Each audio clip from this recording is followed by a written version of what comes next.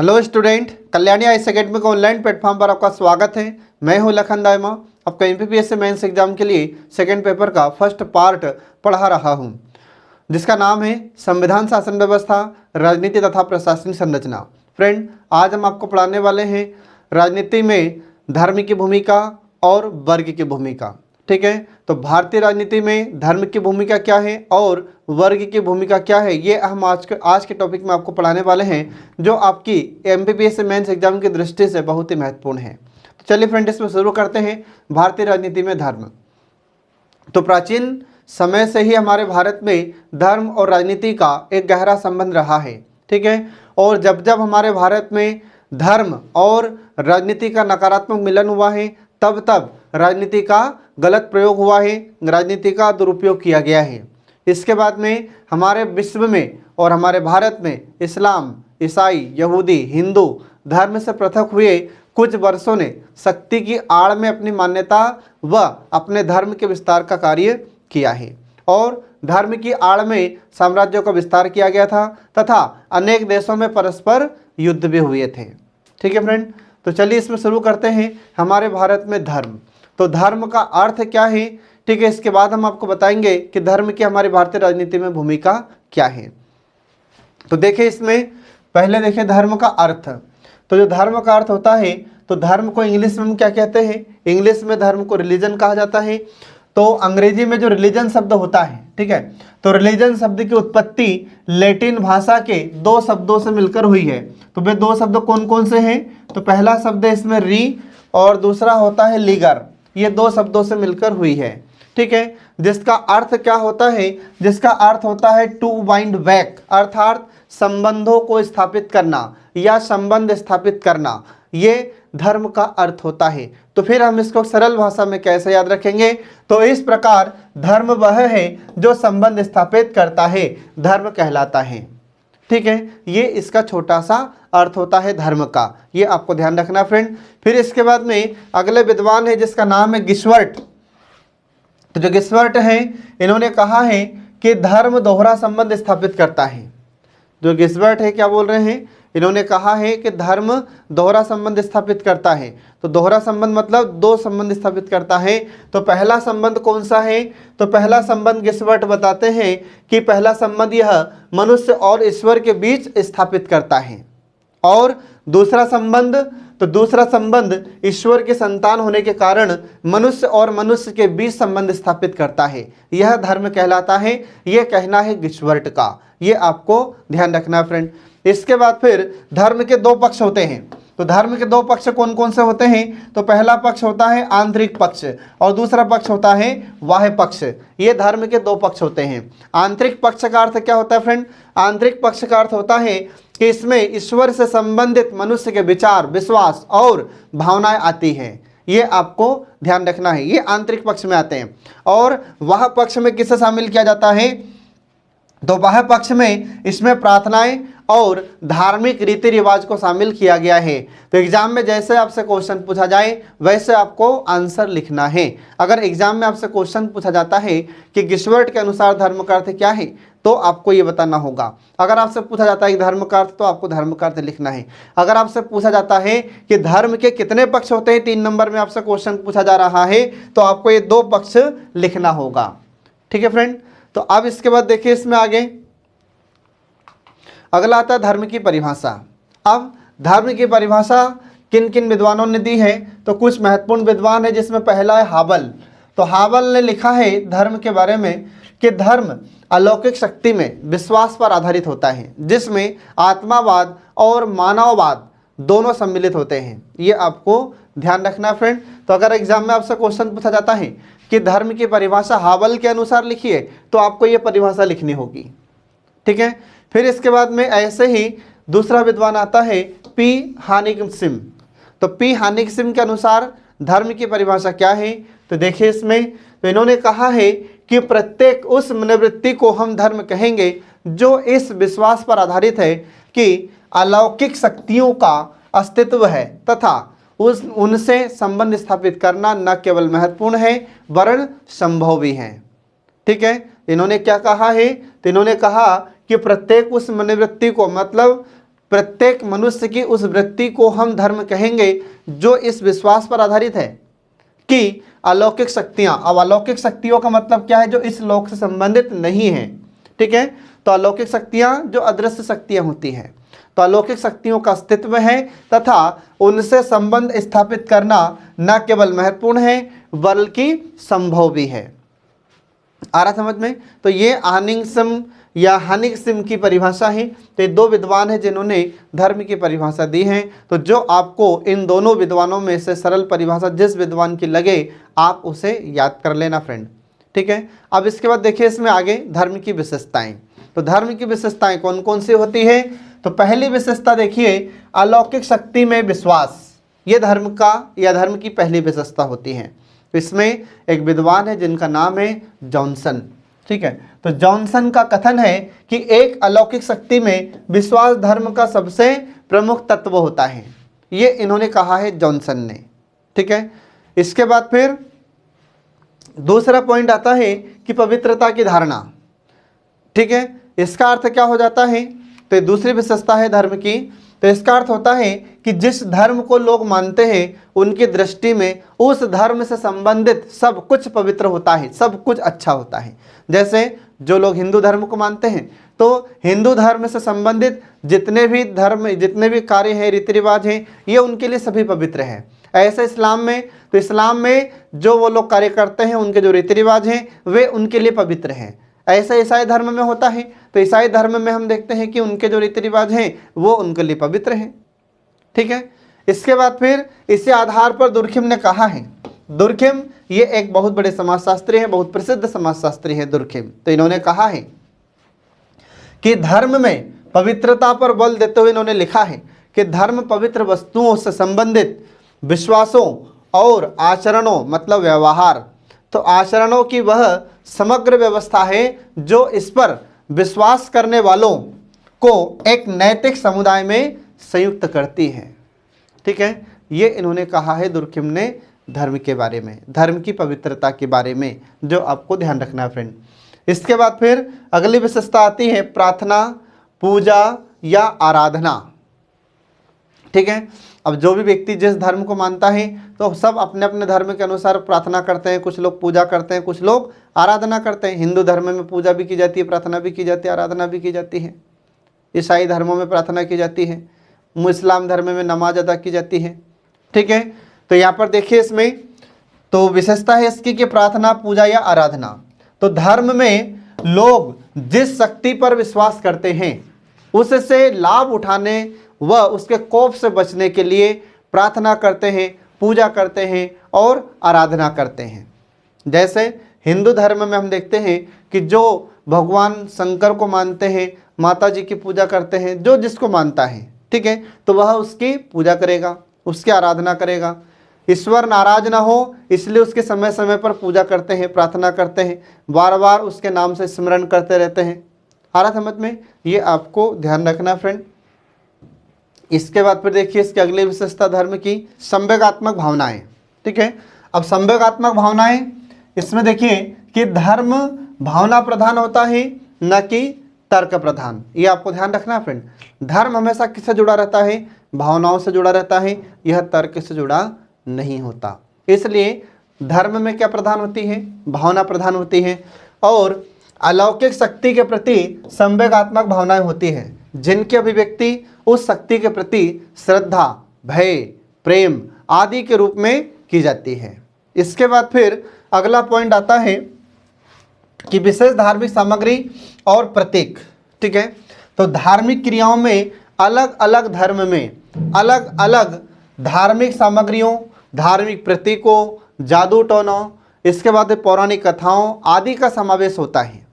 जैसे हिंदू धर्म में हवन पूजा होती है, आरती होती है, केले का उपयोग किया जाता है, पीपल के पेड़ आदि की पूजा की जाती है। ठीक है, ऐसे ही इस्लाम धर्म में हम देखते हैं तो इस्लाम धर्म में अलग तरीके से पूजा की जाती है। ठीक है, वे लोग भी अगरबत्ती लगाते हैं, इसके बाद में वे लोग नमाज अदा करते हैं। ऐसे ईसाई धर्म में हम देखते हैं तो कैंडल जलाकर ईसाई भगवान होते हैं, उनके ईसा मसीह होते हैं, उनकी आराधना करते हैं, पूजा करते हैं, प्रार्थना करते हैं। तो अलग अलग धर्म में अलग अलग तरीके से पूजा प्रार्थना की जाती है। तो अलग अलग तरीके से सामग्री का प्रयोग किया जाता है, अलग अलग प्रतीक होते हैं। ठीक है, इसके बाद फिर अगला आता है निषेध। तो निषेध का मतलब ही होता है प्रतिबंध या रोकना। ठीक है, तो निषेध का तात्पर्य है कि उन्हें कुछ कार्यों की मनाही की जाती है। ठीक है, उन्हें बताया जाता है कि क्या क्या नहीं करना चाहिए। तो हिंदू धर्म में भी होता है, ईसाई धर्म में भी होता है, इस्लाम में भी होता है, और विश्व के जो अन्य धर्म होते हैं सभी धर्मों में कुछ निषेधात्मक प्रावधान होते हैं। तो क्या क्या नहीं करना चाहिए ये हर धर्म में लिखा होता है। जैसे झूठ नहीं बोलना चाहिए, ये लगभग सभी धर्म में कहा जाता है। इसके बाद फिर दुराचार मतलब बुरे व्यवहार नहीं होना चाहिए। व्यभिचार मतलब आपकी गलत सोच है वह नहीं होना चाहिए। इसके बाद में बेईमानी नहीं करना चाहिए। ठीक है, तो ये सभी निषेधात्मक प्रावधान होते हैं जो सभी धर्म में लिखे होते हैं। इसके बाद फिर अगली विशेषता है कि धार्मिक संस्तरण। धार्मिक संस्तरण का मतलब कि एक स्तर होता है। ठीक है, लोगों में एक स्तर होता है, जितने भी धर्म होते हैं सभी धर्मों में एक स्तर पाया जाता है जिसको हम संस्तरण कहते हैं। तो जिन लोगों को धार्मिक क्रियाएं अथवा कर्मकांड करने का समाज द्वारा विशेष अधिकार प्राप्त होता है उन्हें अन्य लोगों की तुलना में सकारात्मक दृष्टि से या संस्कारात्मक दृष्टि से उच्च एवं पवित्र समझा जाता है। ऐसे लोगों में पंडे आते हैं, पुजारी आते हैं, महंत आते हैं, संत आते हैं, पादरी आते हैं, मौलवी आते हैं और ओझा आते हैं। आ रहा समझ में? तो हम देखते हैं कि जो भी धर्म होते हैं तो हर धर्म में एक स्तर पाया जाता है। तो जो लोग पूजा पाठ करने में महत्वपूर्ण भूमिका निभाते हैं या फिर शास्त्र से संबंधित वो लोग पठन पाठन का कार्य करते हैं, तो ऐसे लोगों की स्थिति समाज में धर्म में ऊंची होती है। जैसे हिंदू धर्म में देखते हैं कि जो पंडे होते हैं, पुजारी होते हैं, इनकी स्थिति उच्च होती है। महंत होते हैं, संत होते हैं, इनकी स्थिति उच्च होती है। इसके बाद में ईसाइयों में पादरी होते हैं, उनकी स्थिति ईसाई धर्म में उच्च होती है। इसके बाद में ऐसे मौलवी होते हैं, ठीक है, ये इनकी इस्लाम में स्थिति उच्च होती है। ठीक है, तो ऐसा धार्मिक संस्तरण भी धर्मों में पाया जाता है।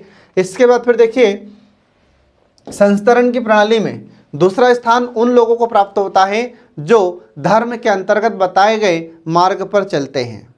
ठीक है, तो पहला स्थान तो इन लोगों का हो गया, पंडित, पुजारी, महंत, संत, पादरी, मौलवी, ओझा का। दूसरा स्थान किसका होता है? तो दूसरा स्थान उन लोगों का होता है जो धर्म के अंतर्गत बताए गए नियमों का पालन करते हैं, मार्ग पर चलते हैं। ठीक है, और जो लोग धार्मिक आदेशों का पालन नहीं करते, धर्म विरुद्ध कार्य करते हैं अथवा अपवित्रता लाने वाली वस्तुओं के संपर्क में आते हैं या ऐसी अपवित्र वस्तुओं का उपयोग करते हैं, उन्हें समाज में निम्न स्थान प्राप्त होता है। ठीक है, तो ऐसे 3 कैटेगरी या 3 स्तर समाज में पाए जाते हैं। ठीक है फ्रेंड, तो ये आपको ध्यान रखना है। इसके बाद देखिए आगे मानव जीवन में धर्म का महत्व। ठीक है, तो मानव जीवन में धर्म के महत्व के बारे में हमारे महात्मा गांधी क्या कहते हैं? तो इन्होंने कहा है कि मानव जीवन में धर्म को एक महान शक्ति इन्होंने बताया है, और इन्होंने कहा है कि धर्म वह शक्ति है, इन्होंने क्या कहा है कि धर्म वह शक्ति है जो व्यक्ति को बड़े बड़े संकट में ईमानदार बनाए रखती है और यह संसार में दूसरे में भी व्यक्ति की आशा का अंतिम सहारा होती है। ये इन्होंने कहा है महात्मा गांधी ने, किसके बारे में? धर्म के बारे में। ठीक है, इसके बाद देखिए मानव जीवन में धर्म का कुछ महत्व है, तो इससे संबंधित कुछ महत्वपूर्ण बिंदु हैं। तो पहला बिंदु है कि धर्म व्यक्ति का व्यक्तित्व एवं अस्तित्व को सुनिश्चित करता है। ये पहला पॉइंट होता है। ठीक है, तो धर्म क्या करता है? तो धर्म व्यक्ति के व्यक्तित्व एवं उसके अस्तित्व को सुनिश्चित करता है। ये इसका पहला पॉइंट होता है मानव जीवन में धर्म के महत्व का। दूसरा पॉइंट आता है कि मानव जीवन को आधार प्रदान करता है यह। तो धर्म क्या करता है? तो धर्म मानव जीवन का एक आधार निश्चित करता है, मानव जीवन को आधार प्रदान करता है। इसके सहारे व्यक्ति जीवन जीता है। आ रहा समझ में? इसके सहारे व्यक्ति गलत कार्य करने से बचता है। इसके बाद फिर अगला आता है कि यह मानव मस्तिष्क को शांति देता है और हृदय में आशा का संचार करता है। सत्य है। ठीक है, जब आप धर्म के बताए गए मार्ग पर चलते हैं, जैसे हिंदू धर्म में जो मार्ग बताए गए हैं उन मार्ग पर यदि आप चलते हैं तो आपको शांति प्राप्त होती है।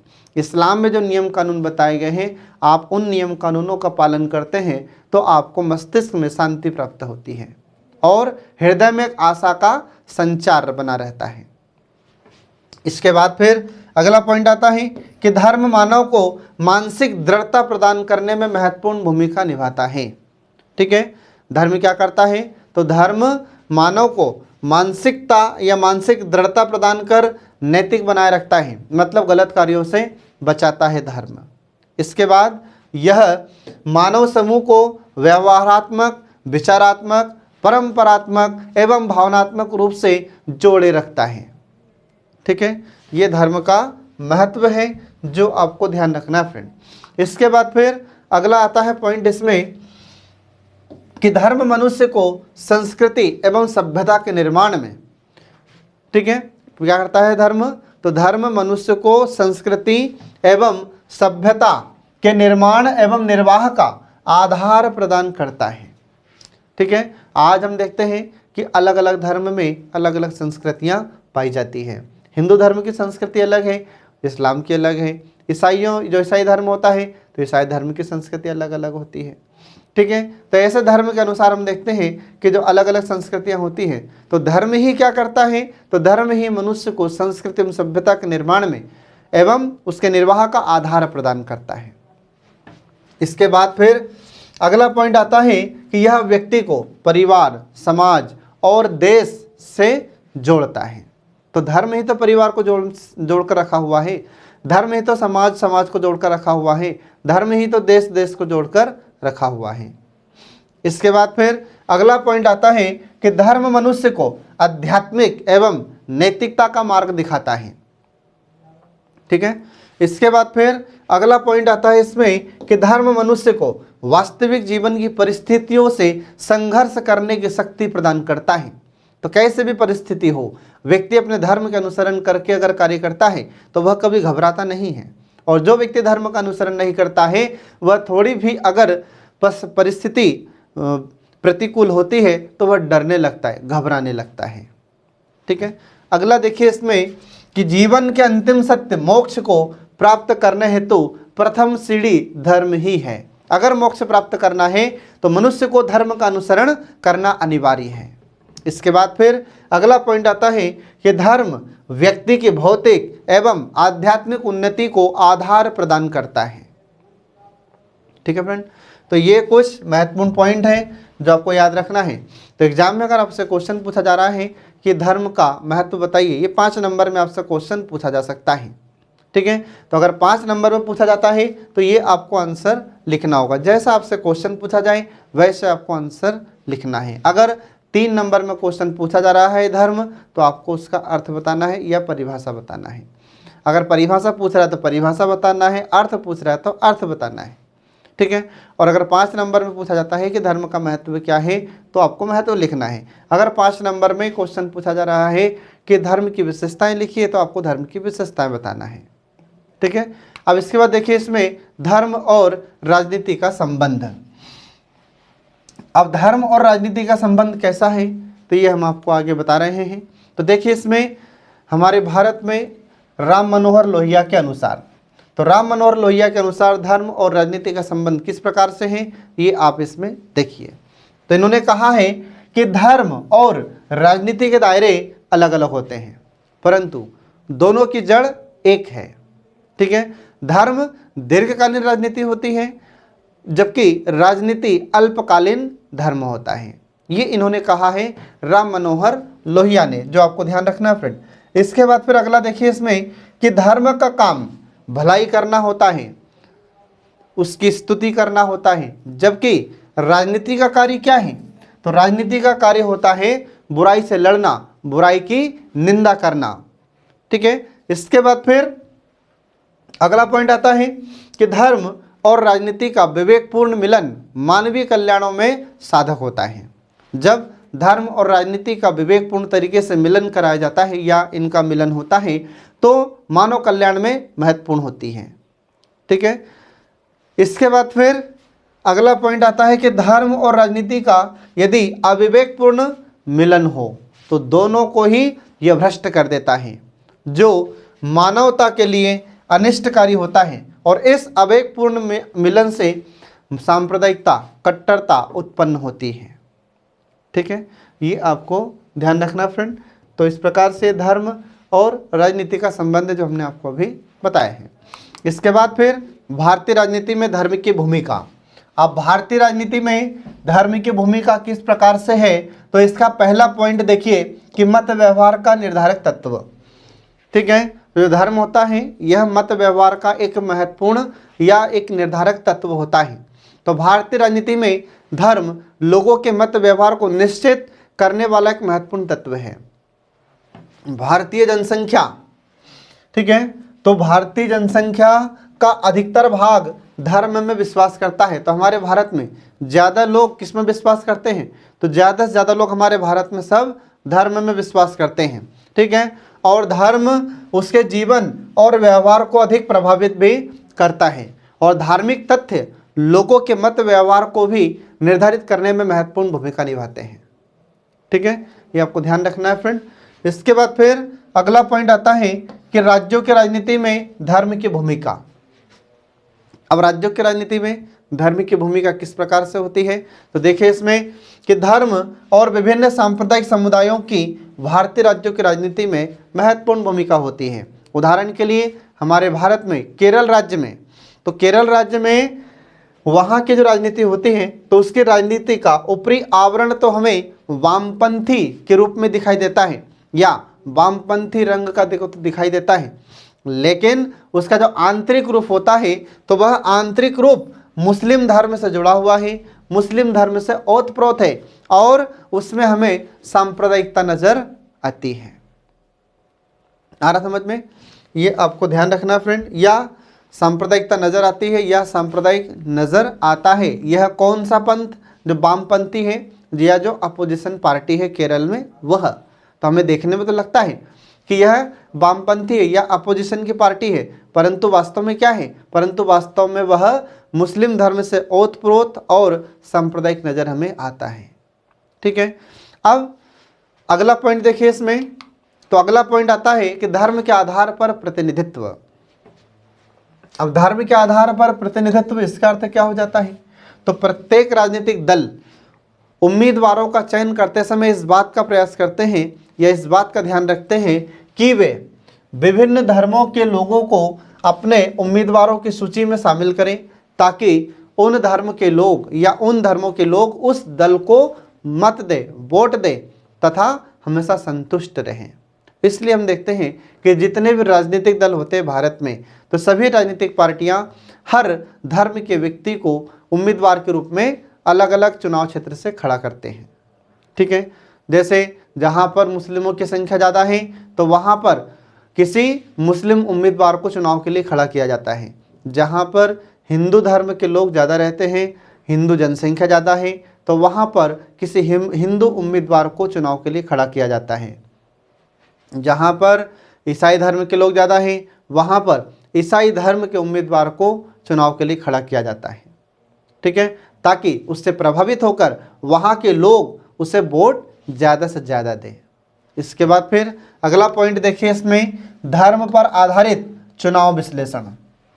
ठीक है, तो जो चुनाव विश्लेषण पत्रिकाओं में छापते हैं वे भी मुख्यतः धर्म एवं राजनीति पर आधारित होते हैं और विश्लेषणकर्ता चुनाव निष्कर्ष मतदाताओं के धर्म एवं उम्मीदवारों के धर्म के आधार पर ही निश्चित करता है।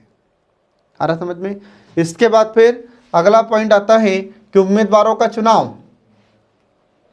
तो सभी राजनीतिक दल चुनाव से पहले अपने उम्मीदवारों का चयन करते हैं। ठीक है, और ऐसा करते समय लगभग सभी राजनीतिक दल उम्मीदवारों के धर्म तथा चुनाव क्षेत्र के लोगों के धर्म के प्रति विशेष ध्यान देते हैं।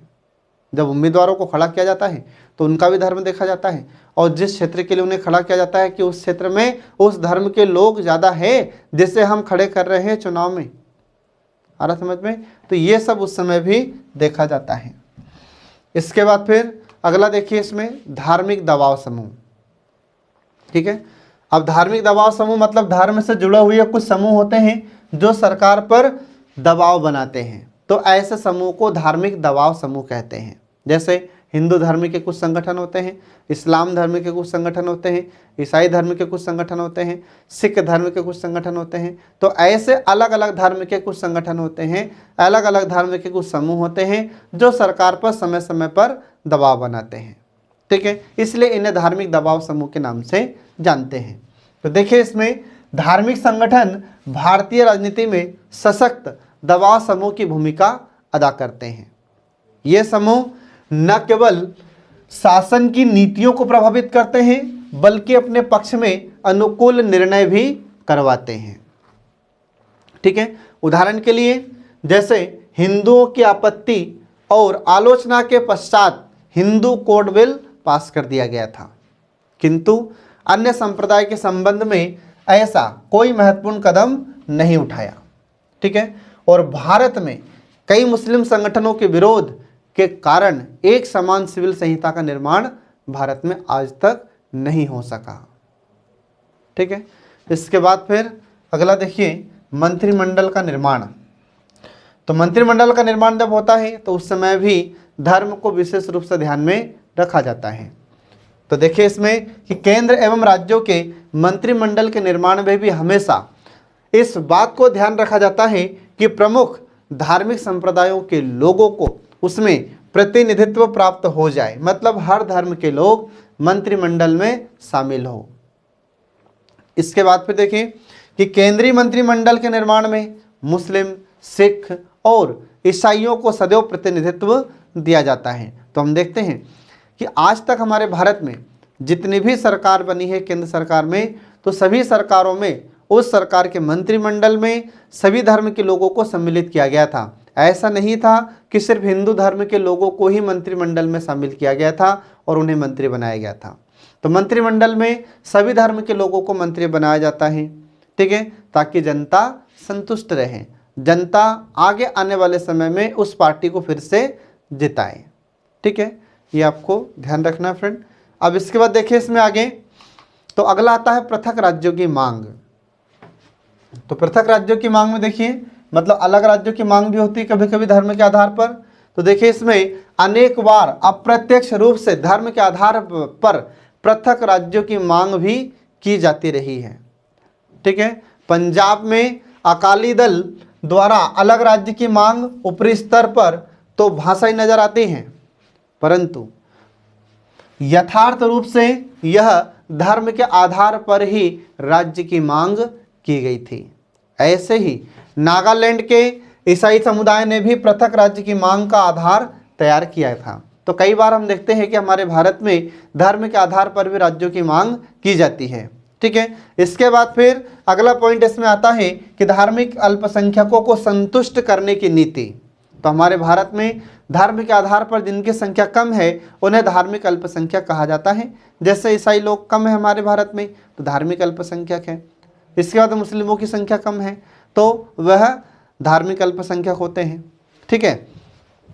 तो भारत में संसदीय लोकतंत्र को अपनाया गया है और शासन की अंतिम शक्ति जनता के हाथों में सौंपी गई है, ठीक है। और हमारी जनता समय समय पर यह निर्धारित करती है कि किस पार्टी की सरकार को सत्ता में लाना है या उसे सत्ता से बाहर करना है। यह हमारी भारतीय जनता निर्धारित करती है या डिसाइड करती है, ठीक है। इसलिए प्रत्येक दल बहुमत प्राप्त करना चाहता है और इस इच्छा की पूर्ति के लिए भी राजनीतिक दल कुछ महत्वपूर्ण धार्मिक अल्पसंख्यकों को संतुष्ट करने का प्रयास करते हैं ताकि वे अधिक से अधिक मत प्राप्त कर सकें, ठीक है फ्रेंड। इसके बाद देखिए इसमें अगला आता है भारतीय राजनीति में वर्ग। तो इस प्रकार से हम देखते हैं यहाँ पर भारतीय राजनीति में धर्म का टॉपिक समाप्त हो गया है। अब हम इसमें शुरू कर रहे हैं भारतीय राजनीति में वर्ग। तो वर्ग को पढ़ने से पहले वर्ग का अर्थ क्या होता है, ठीक है, इससे संबंधित कुछ परिभाषाएं हैं ये हम आपको बताएंगे। तो देखिए इसमें फ्रेंड वर्ग का अर्थ, तो वर्ग का अर्थ होता है कि वर्ग समान सामाजिक स्थिति वाले व्यक्तियों का एक समूह है। वर्ग क्या है, तो वर्ग एक समान सामाजिक स्थिति वाले लोगों का, व्यक्तियों का एक समूह होता है। ठीक है, और व्यक्ति लौकिक आयाम पर अपनी अर्जित स्थिति के आधार पर एक वर्ग का सदस्य होता है, जैसे शिक्षा, पेशा, आय, आवासीय दशा या जीवन स्तर आदि। ठीक है, इसके बाद फिर इससे संबंधित, वर्ग से संबंधित कुछ परिभाषाएं हैं जो आपको ध्यान रखना है। तो पहली परिभाषा देखिए इसमें, ऑकबर्न और निमकॉफ के अनुसार इन्होंने कहा है कि सामाजिक वर्ग समाज में समान स्तर वाले लोगों का एक समूह होता है। ये ऑकबर्न और निमकॉफ ने कहा है। इन्होंने क्या कहा कि सामाजिक वर्ग मतलब समाज में जो वर्ग होता है, यह क्या होता है, तो समाज में समान स्तर वाले मतलब एक जैसे लोग होते हैं और इन्हीं लोगों का यह समूह होता है।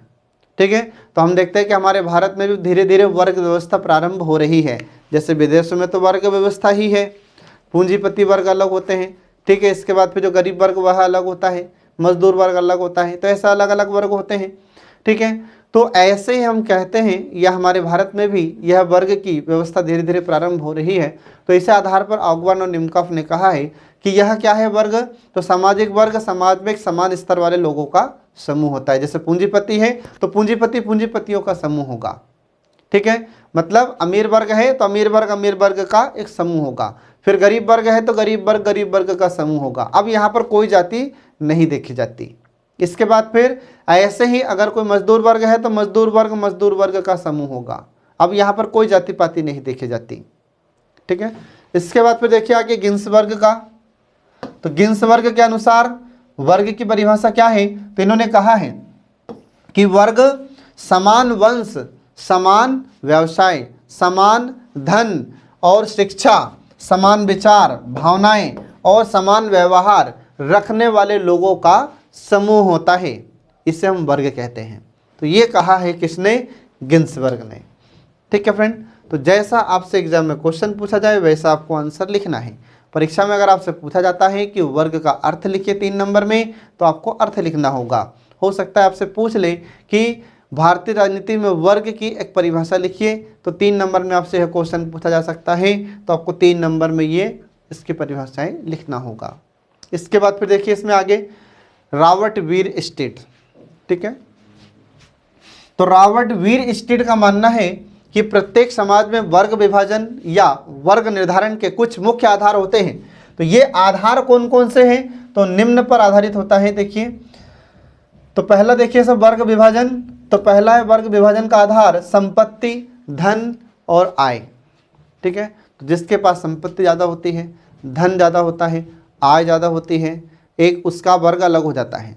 और जिसके पास संपत्ति कम होती है, धन कम होता है, आय कम होती है, उसका वर्ग अलग हो जाता है। ऐसे वर्ग का विभाजन हो जाता है। ऐसे ही फिर परिवार एवं नातेदारी पर आधारित, फिर इसके बाद में निवास की स्थिति पर आधारित, निवास स्थान की अवधि पर आधारित, इसके बाद फिर व्यवसाय की प्रवृत्ति पर आधारित, शिक्षा पर आधारित, धर्म पर आधारित, ऐसे एक लोगों का वर्ग हो जाता है। तो वर्ग विभाजन के आधार हैं ये, जो आपको ध्यान रखना है। तो एग्जाम में आपसे क्वेश्चन पूछ सकता है, 3 नंबर में क्वेश्चन पूछा जा सकता है कि रॉबर्ट वीर स्टेट के अनुसार वर्ग विभाजन कितने आधारों पर होता है। तो ये आधार आपको बताना होगा। ठीक है, अब इसके बाद देखिए फ्रेंड इसमें आगे आता है वर्ग व्यवस्था की विशेषताएं। तो वर्ग व्यवस्था की विशेषताओं में पहली विशेषता होती है उच्च एवं निम्न वर्ग की उच्च एवं निम्न की भावना। ठीक है, तो जब वर्ग व्यवस्था पाई जाती है विश्व के किसी भी देश में, तो इसमें क्या होता है, इसमें उच्चता की भावना और निम्नता की भावना आ जाती है। तो ये 2 भावनाओं का विकास होता है। तो देखिए इसमें पहला उच्च एवं निम्न की भावना।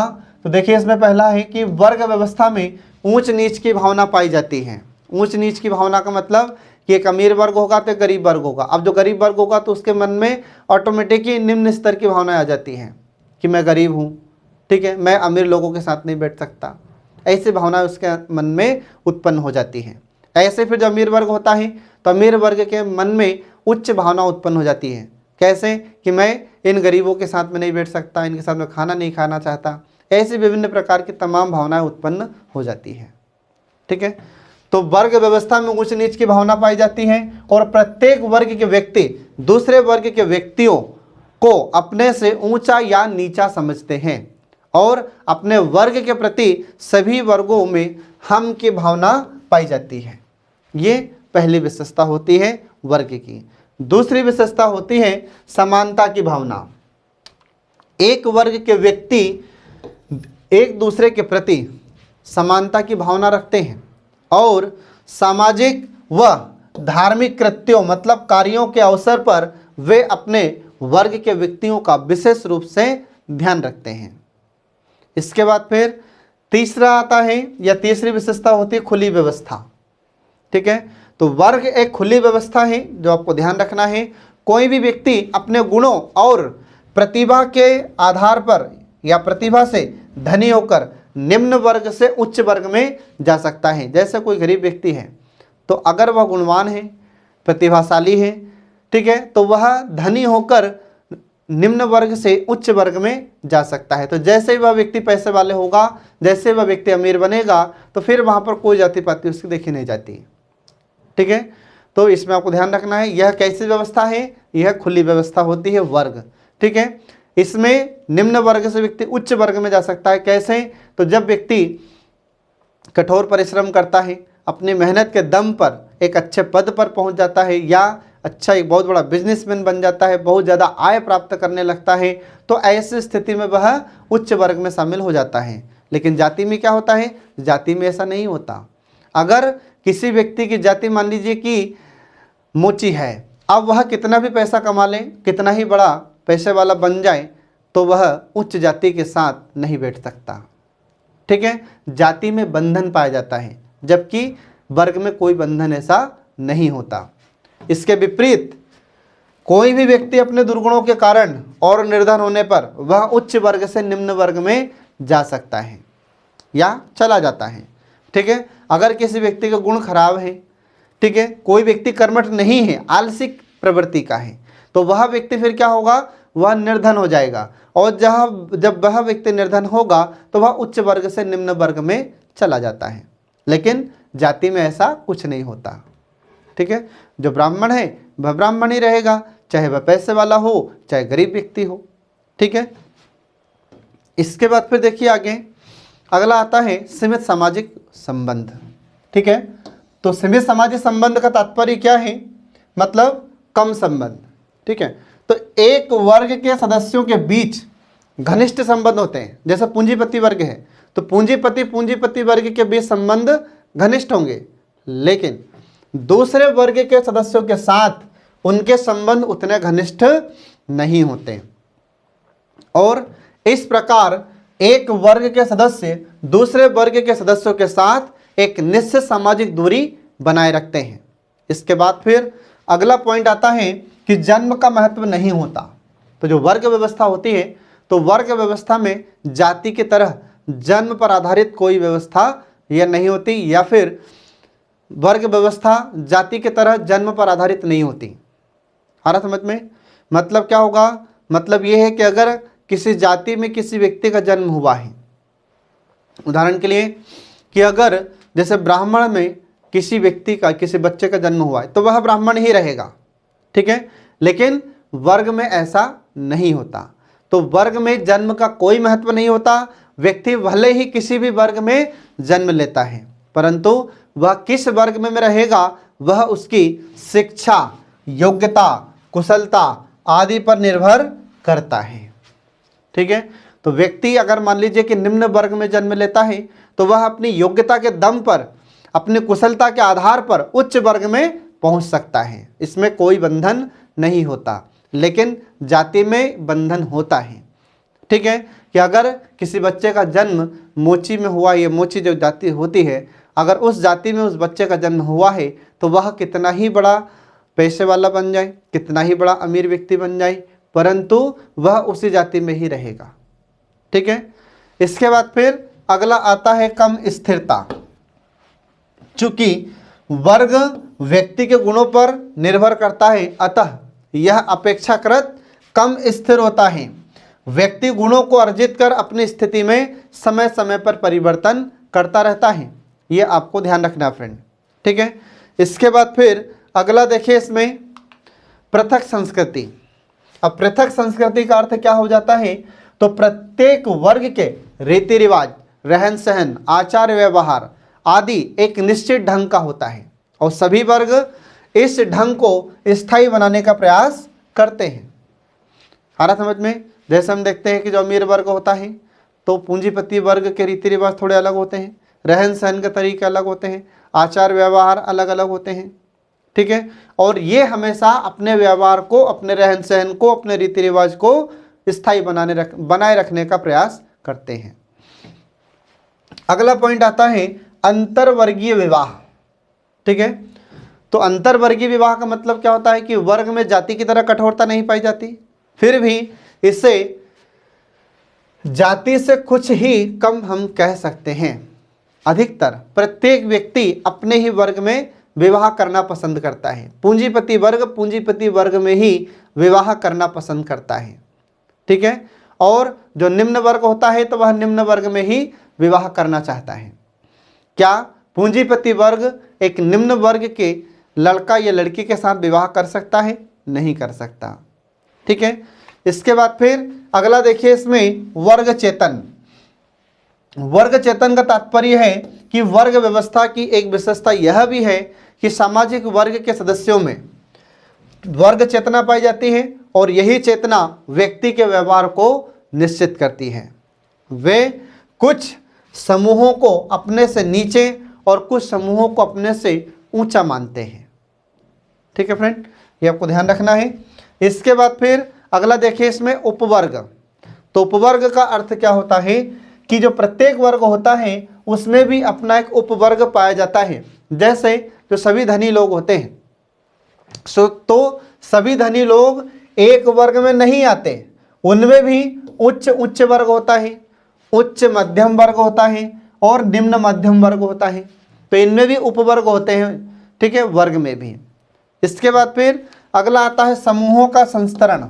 मतलब कि जो वर्ग होता है इसमें भी जो समूह होता है तो इनके समूह में भी स्तर पाए जाते हैं। तो कैसे होते हैं, तो देखिए इसमें आगे प्रत्येक समाज में वर्गों की एक श्रेणी होती है।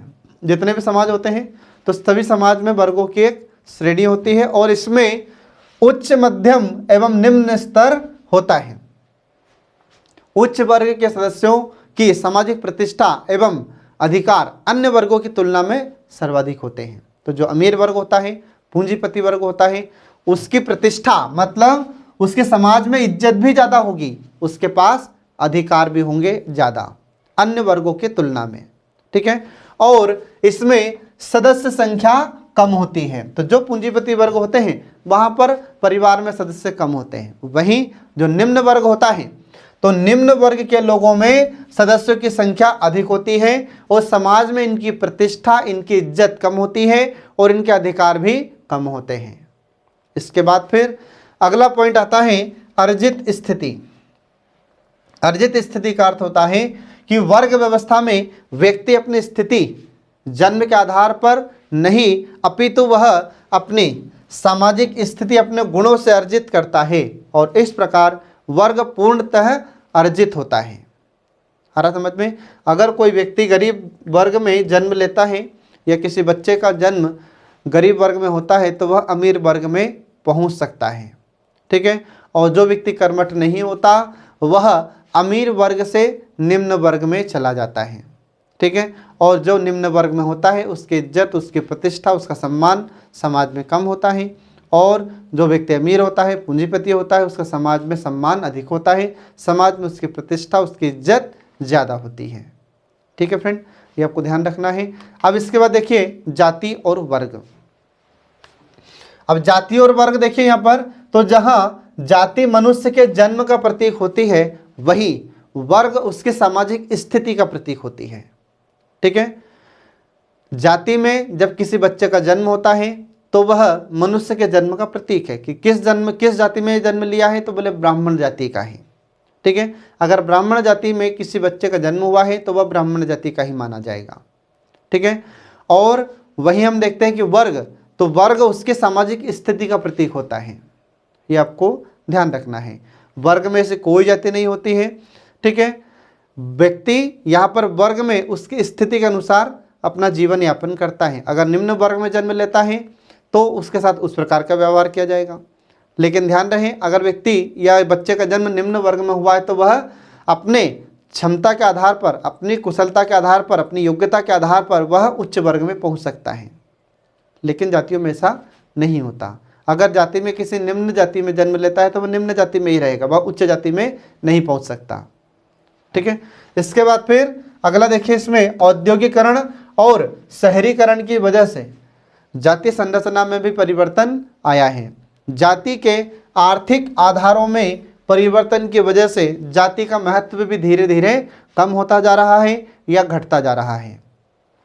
इसके बाद में जाति के अंदर ही वर्ग का आविर्भाव होने लगा है।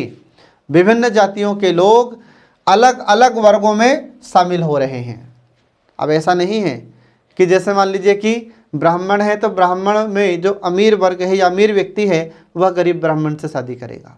अब आजकल क्या हो रहा है कि अगर जैसे ब्राह्मण है तो अगर कोई अमीर ब्राह्मण है तो वह अमीर में ही शादी करना पसंद करेगा, वह गरीब ब्राह्मण के लड़के या लड़की से शादी करना पसंद नहीं करता है। तो इस आधार पर हम देखते हैं कि वर्तमान में जो भौतिकवादी समय चल रहा है तो इसमें भी जो वर्ग मतलब जातियां हैं, जातियों में भी वर्ग कैसे होने लगे हैं। तो जो अमीर जाति का व्यक्ति है तो वह अपने अमीर वर्ग के लोगों से ही विवाह करेगा। ठीक है, भले ही वे एक समान जाति के हों। ठीक है, तो अमीर अमीर से शादी करेगा, वह अमीर गरीब से शादी नहीं करेगा। ये वर्तमान में ऐसा प्रचलन शुरू हो चुका है। तो ऐसे जातियों में भी वर्ग शुरू हो चुका है। इसके बाद फिर कई सामाजिक संगठनों के निर्माण का आधार जाति नहीं बल्कि वर्ग होता है। और एक ही व्यवसाय में कार्यरत विभिन्न जातियों के लोगों के अंदर वर्ग की चेतना का भाव भी उत्पन्न हुआ है या वर्ग की चेतना भी जागी है। ये आपको ध्यान रखना फ्रेंड। अब इसके बाद देखिए फिर आगे अगला आता है भारतीय राजनीति में वर्ग की भूमिका। तो भारतीय राजनीति में वर्ग की भूमिका किस प्रकार की है। तो पहली भूमिका देखिए इसमें सरकारी निर्णय। तो भारत में सरकार द्वारा लिए गए निर्णय को वर्गों के हित में रखकर या वर्गों के हित को ध्यान में रखकर लिए जाते हैं। मतलब भारत सरकार द्वारा जितने भी निर्णय लिए जाते हैं तो इन वर्गों को ध्यान में रखकर इन निर्णय लिया जाता है और इन वर्गों के हित की पूर्ति से इन्हें जोड़ा जाता है सरकार के निर्णयों को। अभी तक केंद्र में जिस दल की भी सरकार रही है वह पूंजीपति वर्ग पर विशेष ध्यान देती रही है और सत्य भी है। ठीक है, तो केंद्र में कोई सी भी सरकार बनती है वह पूंजीपति वर्ग का विशेष रूप से ध्यान रखती है। क्यों ध्यान रखती है? क्योंकि जब चुनाव होता है तो चुनाव से पहले यह पूंजीपति वर्ग ही इन पार्टियों को, इन राजनीतिक दलों को चंदा देते हैं। इसलिए जिस पार्टी की सरकार बनती है वह पार्टी इन पूंजीपति वर्ग का विशेष रूप से ध्यान रखती है। इसके बाद में यह कहना भी अतिशयोक्ति नहीं होगा कि सरकार पूंजीपति वर्ग के हित में ही काम करना चाहती है। इसके बाद फिर अगला पॉइंट आता है मत व्यवहार। ठीक है, अब मत व्यवहार, तो भारत के कुछ राज्यों में मत व्यवहार वर्ग आधारित होता है, जैसे पश्चिम बंगाल में, आंध्र प्रदेश में और केरल में। ठीक है, यहाँ पर मत व्यवहार कैसा होता है तो हम देखते हैं कि वर्ग आधारित ही होता है। मतलब यहाँ पर मतदान कैसे होता है, मतदान लोग किस प्रकार से करते हैं, किसको वोट देते हैं, तो वर्ग पर आधारित ही वोट यहाँ पर दिया जाता है। इसके बाद फिर अगला आता है प्रत्याशियों का चयन। तो राजनीतिक दल बुर्जुआ वर्ग मतलब अमीर वर्ग को ही प्रत्याशी बनाते हैं तथा अपने ही वर्ग को टिकट देते हैं। इसके बाद फिर अगला देखिए इसमें राजनीतिक दलों का निर्माण। ठीक है, तो राजनीतिक दलों का निर्माण इसका अर्थ क्या हो जाता है, तो देखिए इसमें कि भारतीय राजनीति में वर्ग की महत्ता या वर्ग की कम महत्ता होने के बाद भी बहुत से राजनीतिक दलों का निर्माण वर्गीय आधार पर हुआ है। उदाहरण के लिए जैसे साम्यवादी पार्टियां निर्माण के आधार पर मार्क्सवादी विचारधारा और सर्वहारा वर्ग मतलब गरीब वर्ग का समर्थन कर रही है। भले ही राजनीतिक दल अपने निर्माण का आधार कुछ अन्य बताएं, लेकिन हकीकत यह है कि लगभग सभी पार्टियां दो में से एक वर्ग से जरूर जुड़ी होती हैं और हमारे भारत में या भारत के दल पूंजीपति वर्ग से अपने आप को जोड़े रखना चाहता है। इसके बाद फिर अगला पॉइंट आता है इसमें राजनीतिक पुरस्कारों का वितरण। तो भारत में अब तक राजनीतिक पुरस्कारों के वितरण के इतिहास का व्यावहारिक अवलोकन करें तो हम यह पाते हैं कि सरकार द्वारा हमेशा ही वर्गीय अवधारणा को स्वीकार किया गया है और केंद्र की अब तक की सभी सरकार इस बात को ध्यान में रखकर ही राजनीतिक पद को भी प्रदान करती हैं। आज भी हम देखते हैं कि जब सरकार बनती है तो सरकार में ये विभिन्न वर्गों का ध्यान रखा जाता है और वर्ग आधारित हम देखते हैं कि मंत्री बनाए जाते हैं। इसके बाद में वर्ग आधारित हम देखते हैं कि प्रत्याशियों को चुनाव में खड़ा भी किया जाता है। ठीक है, अब इसके बाद देखिए इसमें अगला आता है भारतीय राजनीति में वर्ग की भूमिका की कमी के कारण। तो जो भारतीय राजनीति होती है तो भारतीय राजनीति में वर्ग की भूमिका की कमी के कारण क्या है? तो पहला कारण है कि भारतीय समाज का विभिन्न संप्रदायों व जाति में बटा होना। एक तरफ तो हम वर्ग की बात कर रहे हैं कि अगर चुनाव में किसी व्यक्ति को खड़ा किया जाएगा तो अमीर व्यक्ति को चुनाव में खड़ा किया जाता है। क्यों? क्योंकि उसके पास पैसा होता है। क्या गरीब आदमी को चुनाव के लिए खड़ा किया जाता है? नहीं। क्यों? क्योंकि चुनाव में खर्च करने के लिए उसके पास पैसा नहीं होता है। लेकिन फिर भी हमारे भारत में, हमारी भारतीय राजनीति में वर्ग की भूमिका की कमी के कुछ कारण हैं। तो पहला कारण क्या है?